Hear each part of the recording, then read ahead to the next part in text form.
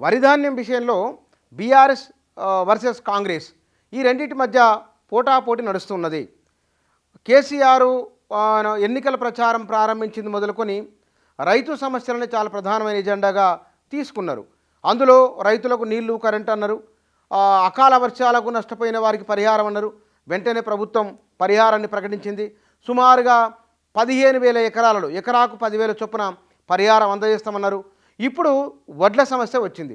ధాన్యానికి గిట్టుబాటు ధర ఇవ్వాలి, బోనస్ ఇవ్వాలి. బోనస్ విషయాన్ని సన్నవడ్లకి అని చెప్తున్నారు. సన్నవడ్లు కావు, అన్నిటికీ ఇవ్వాలని చెప్తున్నారు. అంటే గతంలో తాము ఇచ్చినాం కాబట్టి ఇప్పుడు మీరు ఇవ్వాలనేది.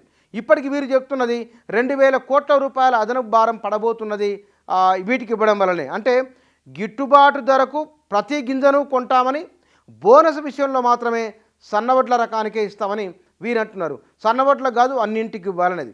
నిజంగానే తెలంగాణలో విస్తారంగా సాగైన వరి ఏమున్నది? ఇవన్నీ రకాల్లో దొడ్డు బియ్యం వరి సాగు ఎక్కువైందా, సన్నవడ్ల సాగు ఎక్కువైందా అనేది కూడా లెక్కలు తీయాలి. సరే, క్షేత్రస్థాయిలో లెక్కలు ఎట్లా ఉన్నాయనేది వ్యవసాయ అధికారులు లేకపోతే కనుక మార్కెట్లకు వెళ్తే దాని నుంచి సమాచారం తీసుకొనవచ్చు. ఎందుకు?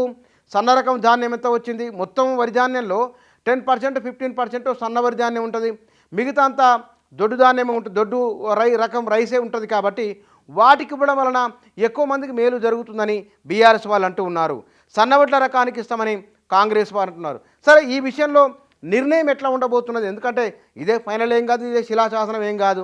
మళ్ళీ తర్వాత క్షేత్రస్థాయిలో లెక్కలు తీసుకొని మాట్లాడవచ్చు.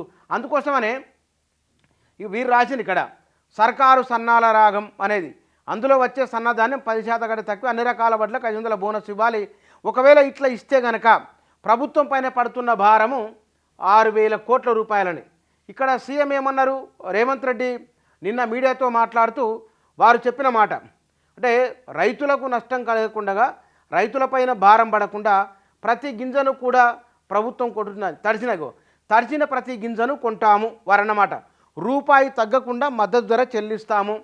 వానాకాలం నుంచి సన్నవడ్లకు 500 రూపాయల బోనసు. ఇంకో మాట, వచ్చే పంట సీజన్ నుంచి సన్నవడ్లను 500 రూపాయల బోనస్ ఇచ్చి కొంటే ఒక్కో సీజన్కు 2,000 కోట్ల వరకు ప్రభుత్వం పైన భారం పడనుందని రాష్ట్ర మంత్రిమండలి అంచనా వేసింది. రేషన్ కార్డులు, హాస్టళ్లు, ఇతర అవసరాలకు ప్రస్తుతం దొడ్డు బియ్యం సరఫరా చేస్తున్నారని, ఇక్కడి నుంచి సన్న బియ్యమే ఇవ్వాలని నిర్ణయించింది.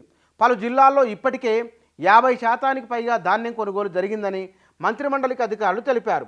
వచ్చే నెలలో ప్రారంభం కానున్న వానాకాలం సీజన్లో సాగు చేసే పంటలపై మంత్రివర్గం సుదీర్ఘంగా చర్చించి వ్యవసాయ శాఖకు పలు సూచనలు చేసింది. కాళేశ్వరం ప్రాజెక్టు అన్ని బ్యారేజీలను ప్రస్తుత పరిస్థితి, మరమ్మతులు ఇత్యాది విషయాలు ఉన్నాయి. ఇక్కడ దొడ్డుబట్లకు బోనస్ ఇవ్వకుండా కాంగ్రెస్ నయవంచన మాజీ మంత్రి హరీష్ రావు అన్నారు. ఇక్కడ వరి విషయంలో ఇరు పార్టీల మధ్య, అధికార విపక్షాల మధ్య వరి వార్. వరికి మీరు అన్ని రకాల వరికి ఇవ్వాలని వీరంటున్నారు. సన్నవడ్లకని ఇప్పటికైతే ప్రభుత్వం మంత్రిమండలి నిర్ణయం తీసుకున్నది.